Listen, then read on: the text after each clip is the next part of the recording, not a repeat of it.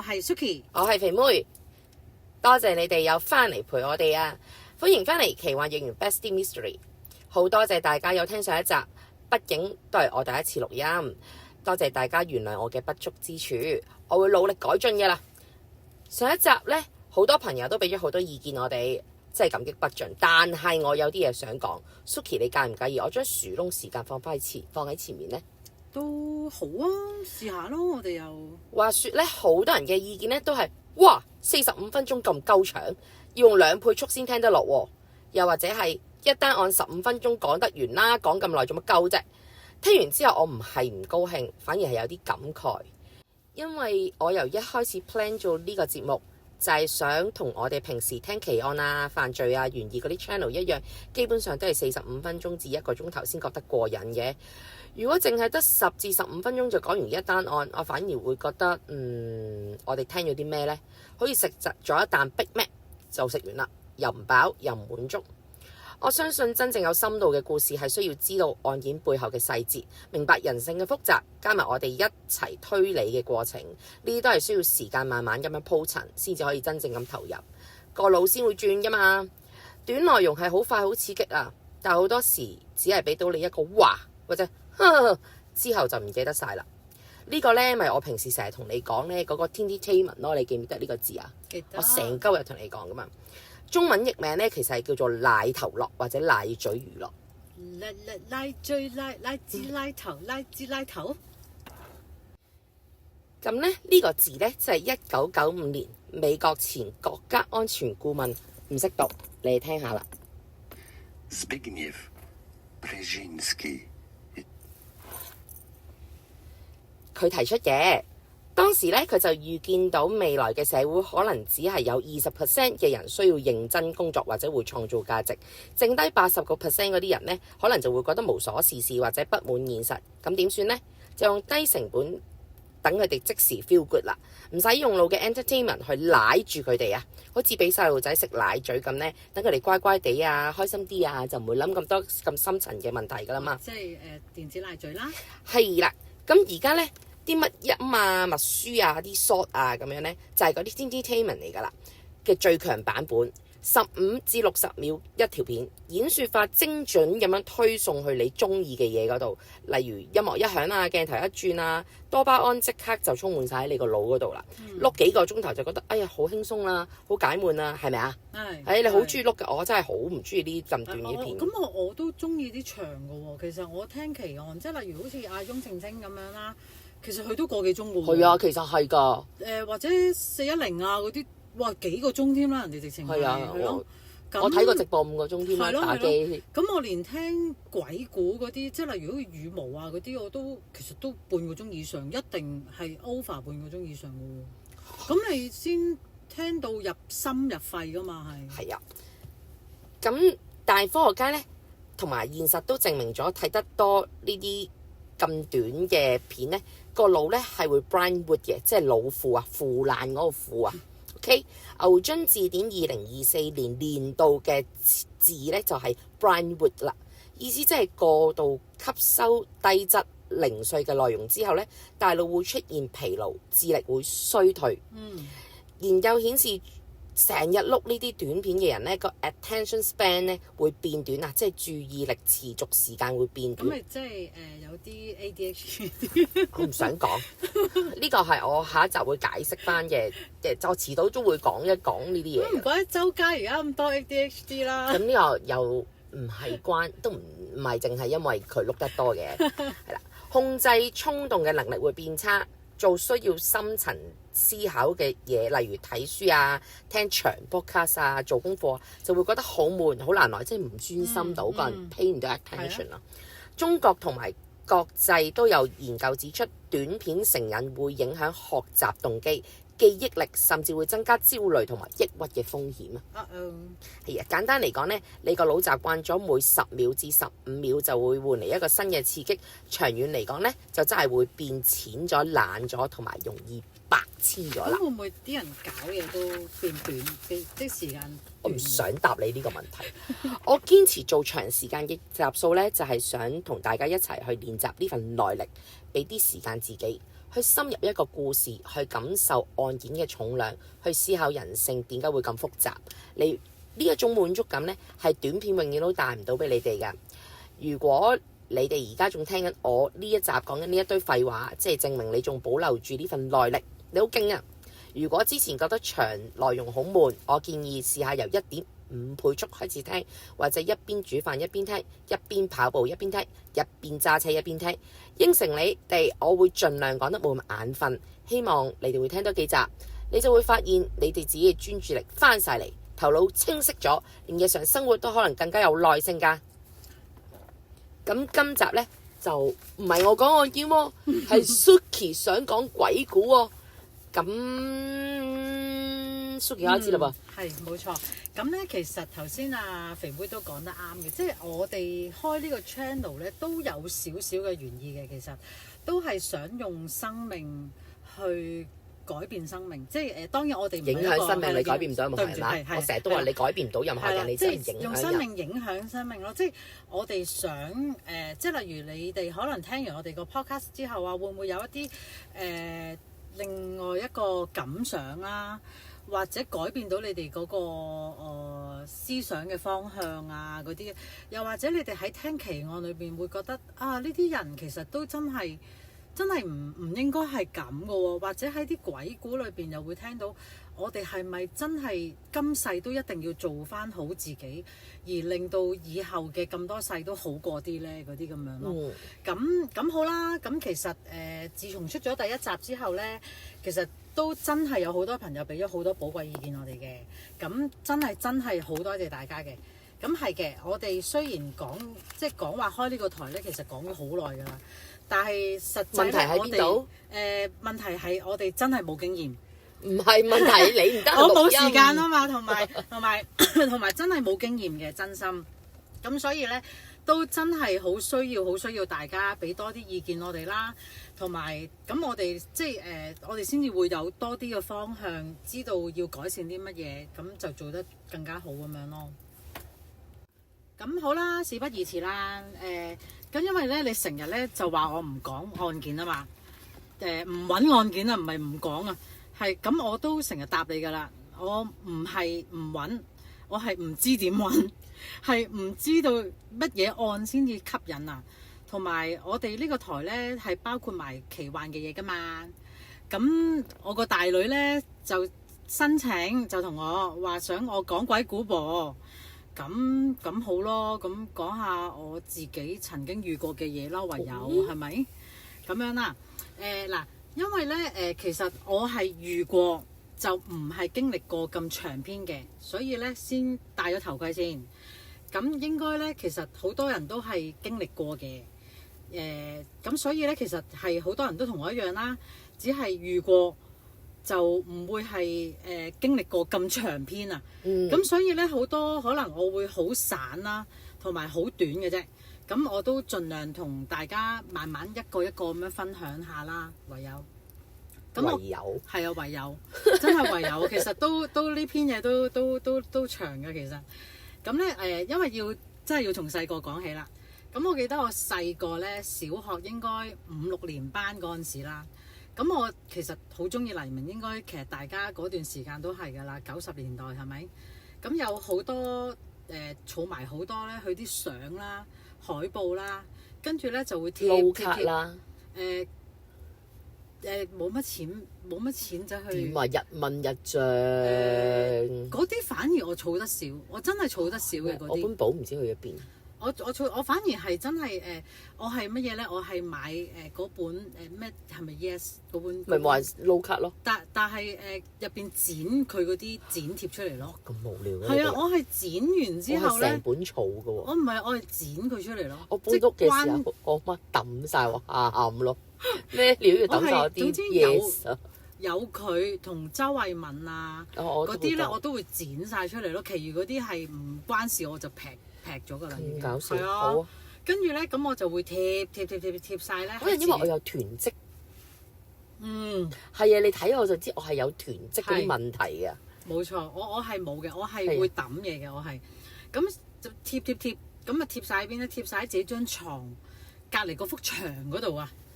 貼到成滿晒，直成牆紙咁樣啦。咁可能大家其實而家咧有中意嗰啲偶像都有嘅啦，你都係啦，一入門口已經一大個姜濤喺度啦，係咪先？唔好咁大聲，係唔大聲㗎，係人都知嘅，入親喺屋企都見到嗰個姜濤㗎啦。嚇親好多人。咁啊，因為我張床咧，其實我以前張床係上面係張床，咁下邊咧就係衣櫃同埋書台嗰啲嚟嘅。咁咧好記得，我好記得嘅有好幾晚咧，其實係喺我差唔多瞓着嘅時候，就聽到有人爬上嚟我張床嗰啲木板咧，嗰啲嘢聲咧咁樣咧。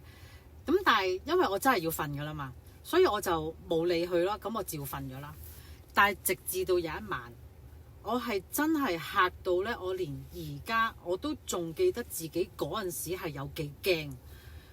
就係我除咗好清晰咁樣聽到有人爬上嚟之外啦，仲感受到有人坐咗喺我個床邊，然後咧就用一把上格床㗎咯喎。上格床啊，其實咧而家諗翻咧，上格床都幾恐怖喎。我都瞓上格床。因為可能咧你同個天花板好近啊。我想問你個上格床唔係喺我哋門口嘅嗰隻窗嗰度？我唔係 OK，我隔咗少少嘅，隔咗個衣櫃先嘅，先再到我張床咁樣嘅。咁然後咧係有啲咩咧？就係有一把即係然後我係 feel 到有一把藤線幫我撥涼啊。點解我會咁肯定係一把藤織成嗰啲線咧？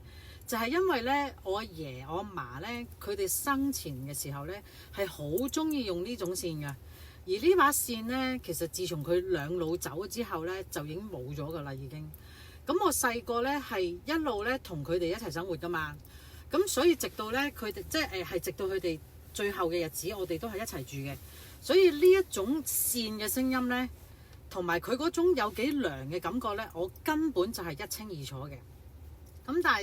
咁當時嘅我咧，我梗係好驚啦，驚咗自己都唔知幾耐啊！即係總之咩南無阿彌陀佛啊，咩觀世音菩薩嗰啲咁樣乜嘢都噏齊㗎啦已經。咁但係咁梗係都係冇用啦。跟住之後咧，我唔知驚咗幾耐，我就想問你幾多歲啊嗰陣時？都話5、6年班嗰陣時咯，大概。唔識講粗口嘅咁。所以 OK 明白。咁梗係識講粗口啦，但係你5、6年班識講粗口嘅啦咩？喂，你試下而家捉個5年班嘅嚟而家同以前係唔一樣㗎。一輪嘴添嘛，你都繼續啦咁。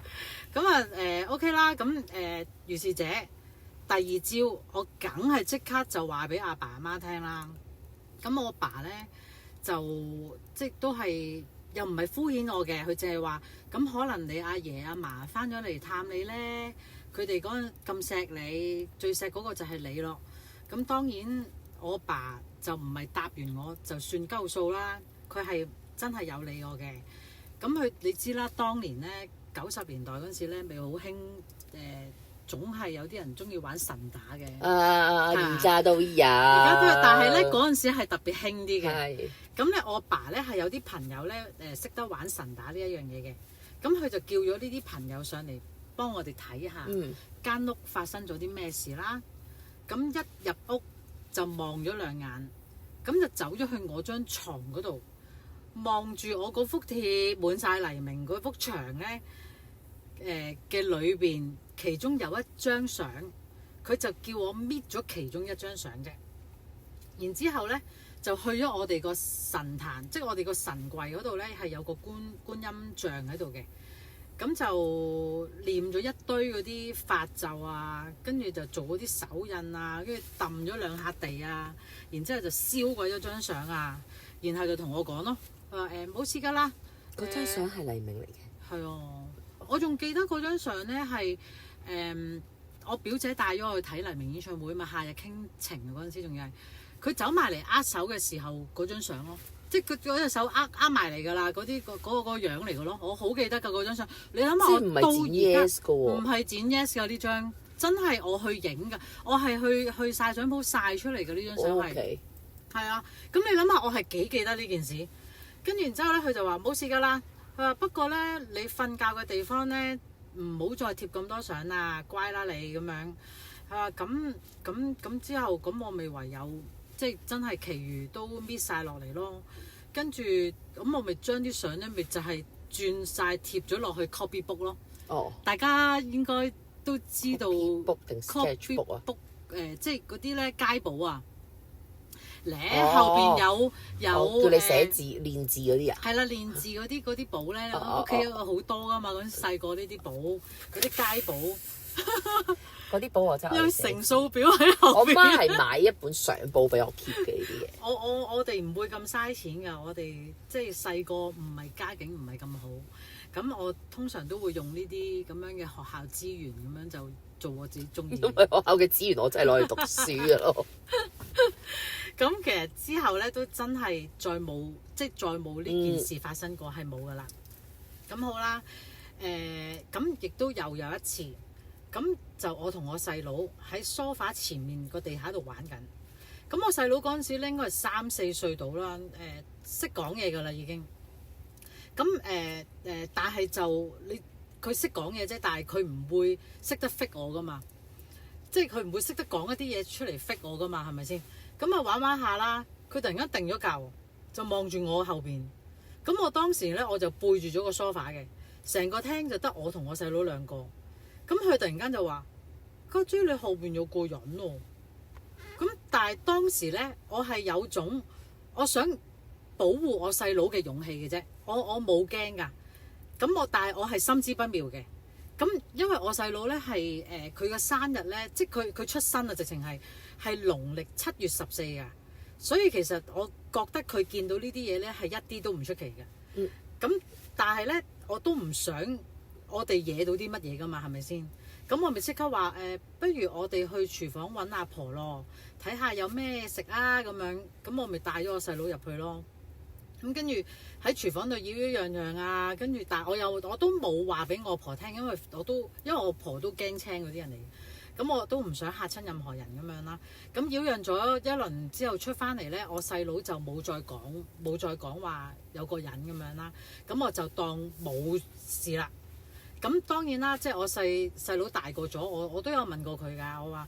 我話不過我問完佢呢件事咧，其實我都已經唔記得咗佢答咗我啲乜定你啊！係，我真係唔記得咗，真係唔好意思。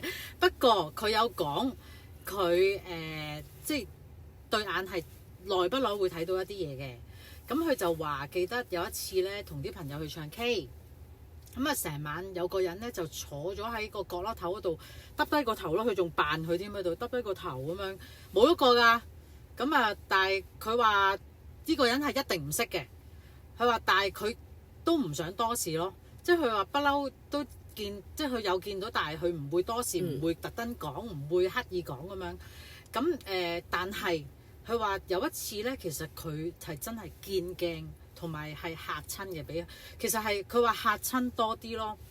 佢話就係佢嗰陣時照緊鏡，支整緊佢個死人頭咧，跟住咧佢就話眼尾咧其實已經見到有個影咧喺佢後邊喺度鬱癢啊嗰啲咁樣噶啦。咁佢已經唔理噶啦。咁可能唔知嗰個鬱癢嘅黑影係咪覺得你無視我嗰啲咁樣，跟住咧突然間喺後邊好快速度彈咗上嚟去塊鏡嗰度。佢話嗰下哇，但係又要扮鎮定喎。跟住之後咧，佢話但係即係佢話，跟住佢話俾咗你會點啊家姐？我話俾咗我咪即刻扮嘢，跟住跟住可能數下個頭，跟住就一定係講粗口。我諗我都唔出聲。我嗰次無端端喺隻窗隔離捉緊 Pokemon 喺隻窗隔離望住我，咪即刻屌柒佢咯！屌你乜嚇撚死人咩？跟住就即刻開車走。我細佬係冇嘅，我細佬繼續扮見唔到咯。好難㗎喎，都咁驚，點樣可以唔講粗口啊？啲咁驚嘅時候可以唔講粗口。因為佢可能慣咗扮冇事啊，一路以嚟都係。我都係扮冇事㗎。我正常情況都係扮冇事啊，只係你嚇親我就屌柒你咁解啫嘛。你唔好嚇親我啊嘛，大佬啊！正想問下大家，即係如果有見到嗰啲咧，真係遇到呢啲咧，你哋會點咧？歡迎留言下嘅。其實呢啲都即係大家分享下啊嘛，係咪先？咁好啦，咁講完呢單咯喎，咁再無法解釋嘅事咧，就係我當年咪好興落啲嘅2000年嗰陣時啊。你㗎我冇啊。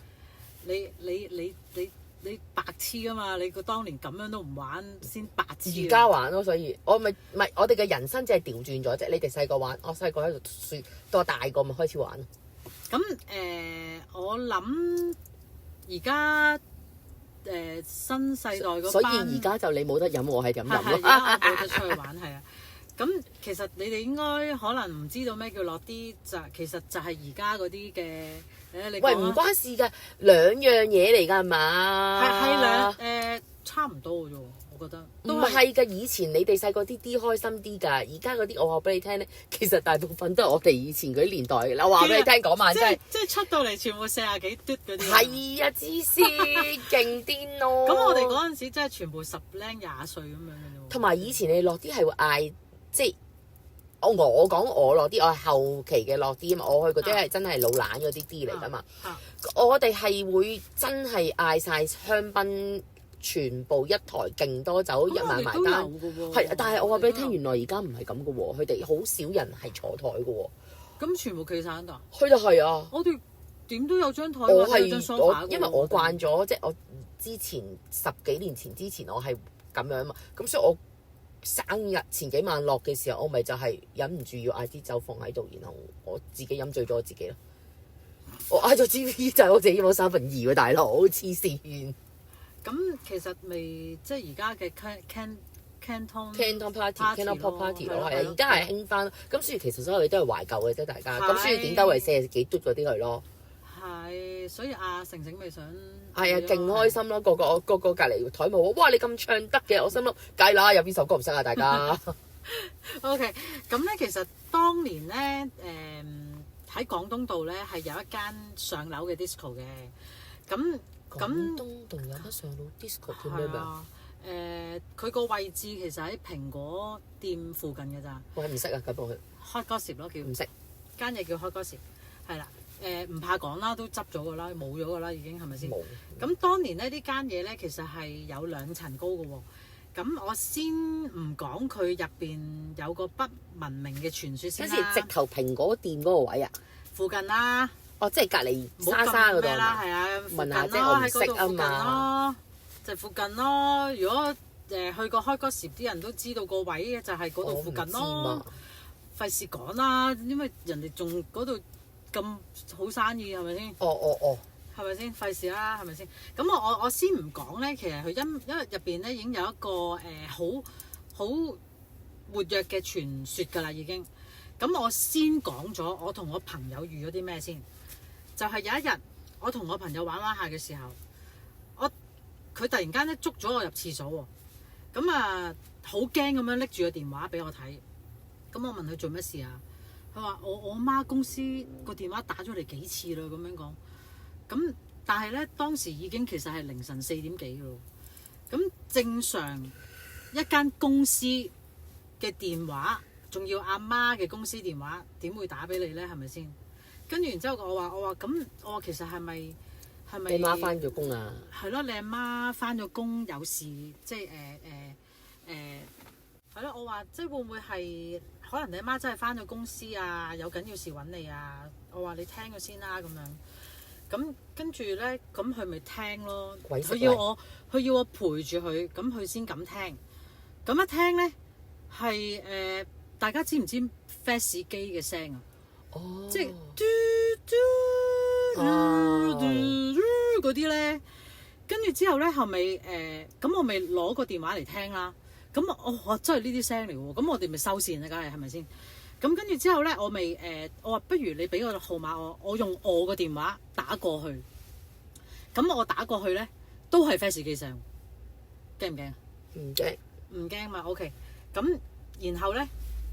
驚嘅一幕係而家出現啦，就係我打緊過去，我聽緊 fax 機聲，我朋友個電話再響，同一個電話號碼，跟手我哋兩個即刻乜嘢都唔理，立晒袋，然後即刻我陪佢搭的士翻屋企。我為即刻翻去阿媽公司添。唔係，佢知阿媽公司，但係梗唔會衝上公司啦，梗係翻嗱聲翻屋企睇阿媽係咪屋企啦。佢阿媽喺屋企瞓緊覺啊，就係跟住之後咧，其實嗰件事咧呢件事發生咗咧，佢有一輪咧唔敢出嚟。其實佢嗰輪都好黑仔㗎啦，即係又唔見電，唔係唔見電話，唔見銀包啊。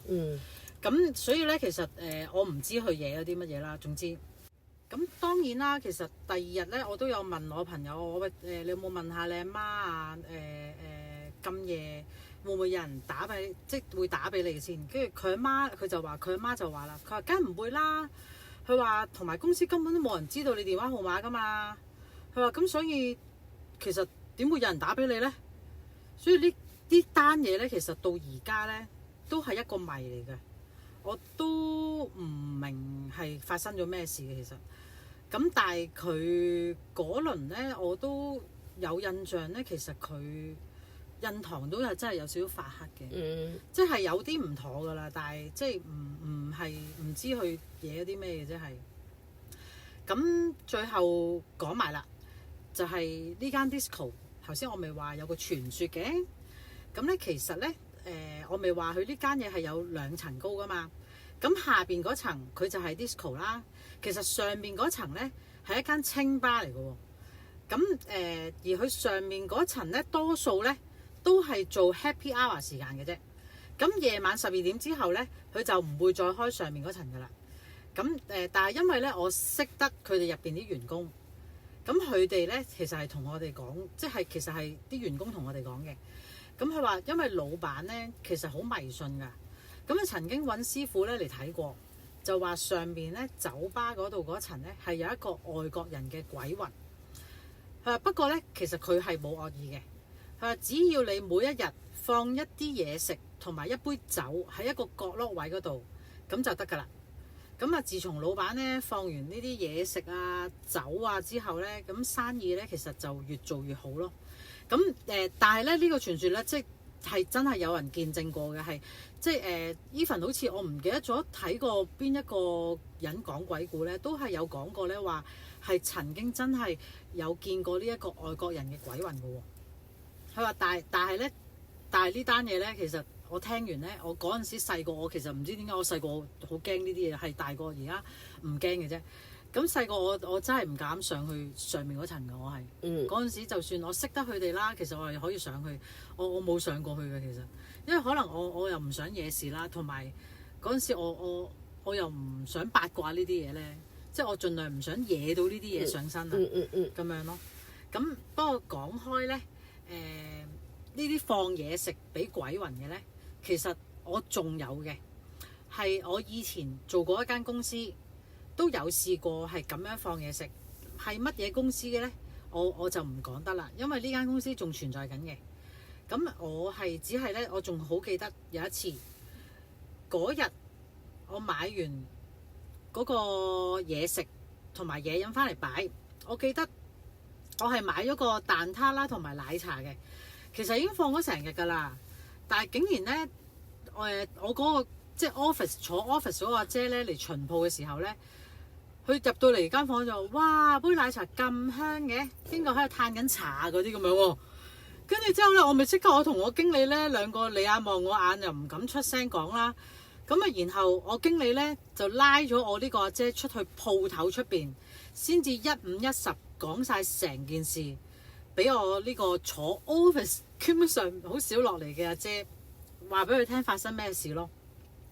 咁啊就係咧，其實嗰陣時咧，我哋呢間鋪咧喺呢個商場咧係新開啦。咁初時生意一定好差㗎，因為本身咧呢個商場咧都係靜嘅。咁所以啲貨咧其實咁你靜啦，咁啲貨正常出入都唔會點樣錯㗎啦，係咪先？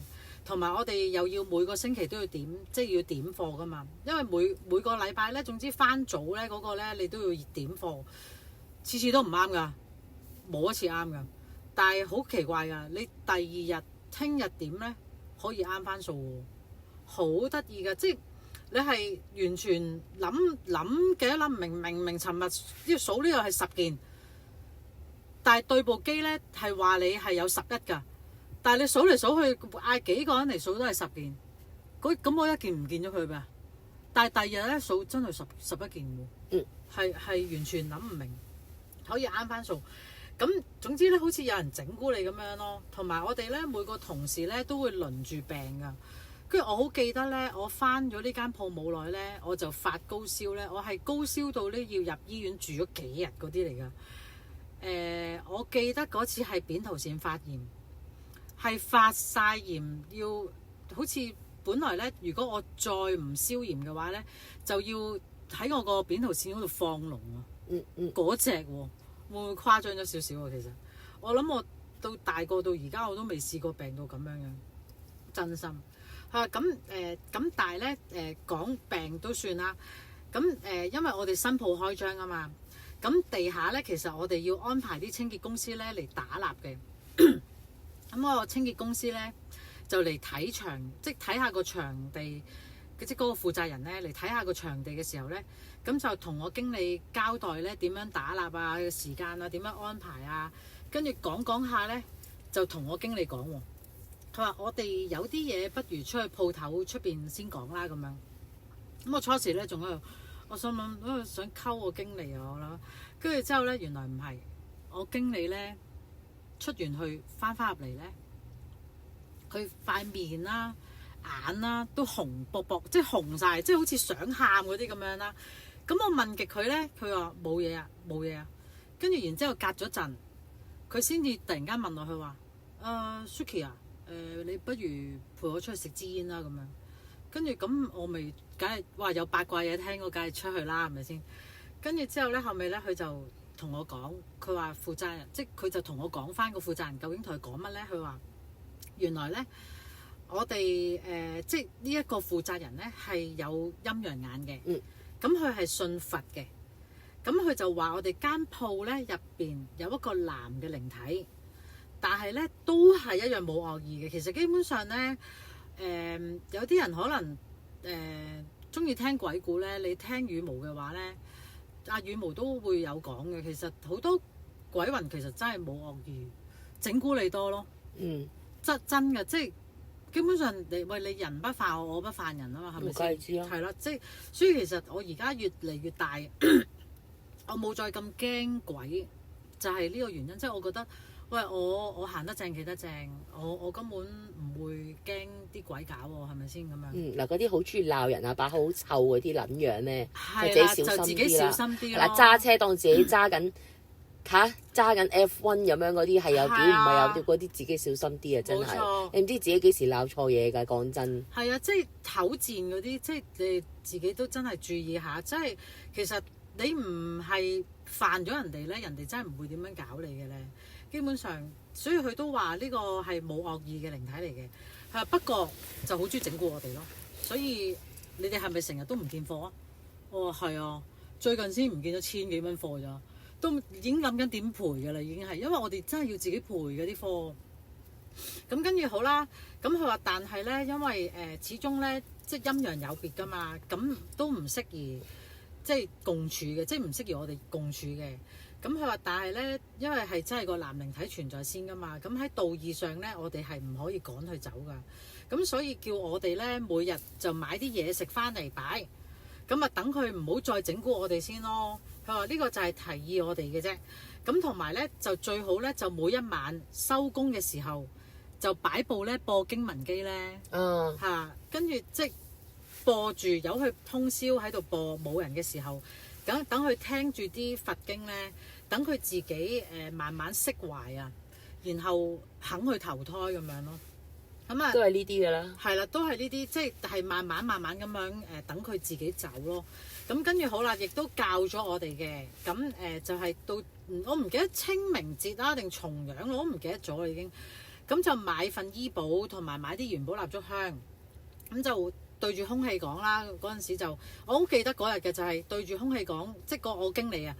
就話而家送你走啦，如果你願意咧，就跟埋嚟啦咁樣。咁跟住我經理咧就拎住嗰份簿，就出咗去出邊空地嗰度，跟住咧就點香。咁我就陪住我經理嘅，咁我就睇住咧嗰啲香咧佢嗰個好得意喎，嗰炷香咧佢係一路打圈，但係冇跌到落嚟咯。直至到燒完為止咯。咁我哋就問翻嗰個負責人啦，咁嗰個負責人就話：哦，咁係啊，佢願意走啦，即係咁佢其實你哋做咗件好事㗎啦，即係做咗個福報㗎啦，已經咁樣咯。咁就係咁樣呢件事就完結咗啦。